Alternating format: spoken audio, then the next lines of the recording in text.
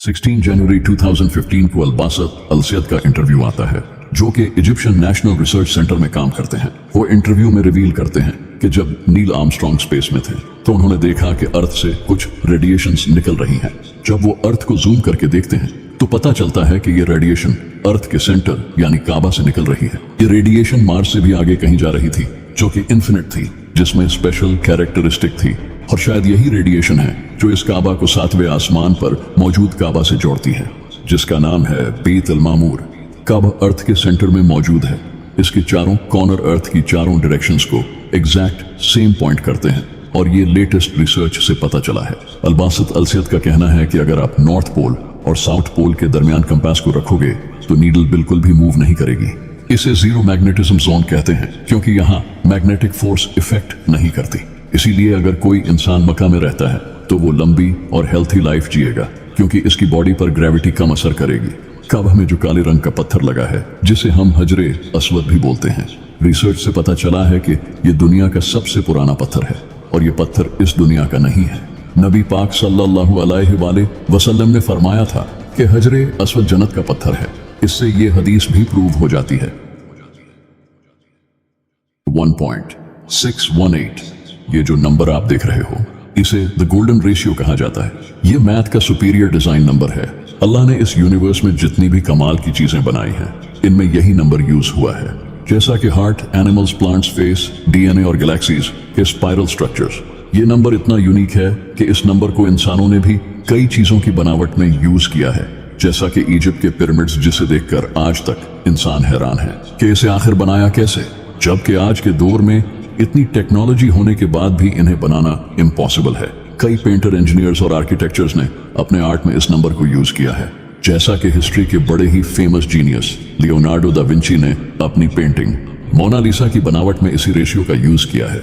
Mona Lisa आज दुनिया की महंगी तरीन पेंटिंग्स में से एक पेंटिंग है, यानी कि अगर किसी भी डिजाइन को इस रेशियो के मुताबिक बनाया जाए तो वो परफेक्ट डिजाइन बनेगा। केपलर जैसे फेमस एस्ट्रोनॉमर ने तो इस नंबर को ग्रेट ट्रेजरी कहा है। लेकिन आखिर इस दुनिया में वो कौन सी जगह है जहां ये नंबर अप्लाई होता है? मक्का, वही शहर जहां काबा है।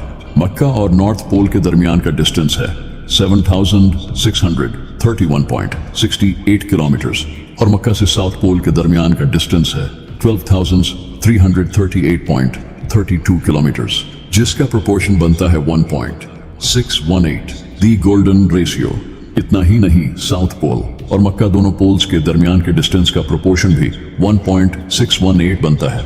अगर लैटिट्यूड और लॉन्जिट्यूड मैप से भी देखें तो मक्का की सोल्स्टाइस लाइन से वेस्टर्न डिस्टेंस से ईस्टर्न डिस्टेंस का प्रोपोर्शन भी 1.618 ही बनता है। वेस्ट साइड से मक्का की सोल्स्टिस लाइन तक डिस्टेंस और इसी लैटिट्यूड पर दुनिया के पेरीमीटर का प्रोपोर्शन भी 1.618 बनता है। मक्का पूरी दुनिया में वाहिद ऐसी जगह है जिसकी लंबाई चौड़ाई में गोल्डन रेशियो बनता है। आज से हजारों साल पहले अल्लाह ने अपने खास बंदे हजरत इब्राहीम अलैहिस्सलाम को अपना नबी चुना। हजरत इब्राहीम अलैहिस्सलाम लोगों को अल्लाह की तरफ बुलाते थे, लेकिन उस वक्त अल्लाह की इबादत करने के लिए कोई खास जगह नहीं थी जहां लोग आकर एक अल्लाह की इबादत कर सकें।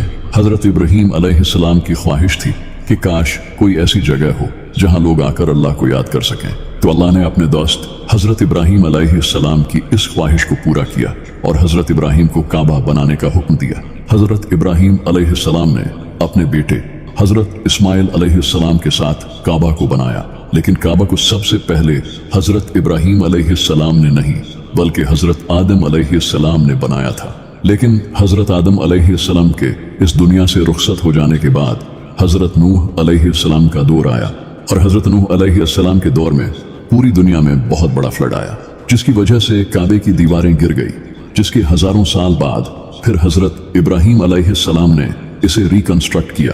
हजरत इब्राहीम अलैहिस्सलाम ने जब काबा को रिकंस्ट्रक्ट किया, इसके बाद से दुनिया भर से लोग आकर काबा में इबादत करते थे, और इस वक्त काबा बहुत बड़ी टूरिस्ट डेस्टिनेशन बन चुकी थी।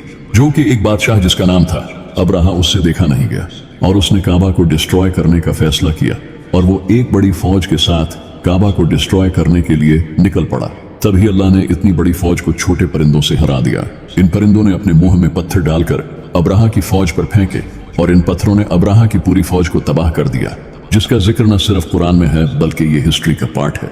अब्राहा के इस इंसिडेंट के कुछ सालों बाद मक्का में नबी पाक सल्लल्लाहु अलैहि वसल्लम पैदा हुए। नबी पाक सल्लल्लाहु अलैहि वसल्लम के दौर में काबा में 360 बुत रखे हुए थे जिनकी अरब के लोग पूजा करते थे।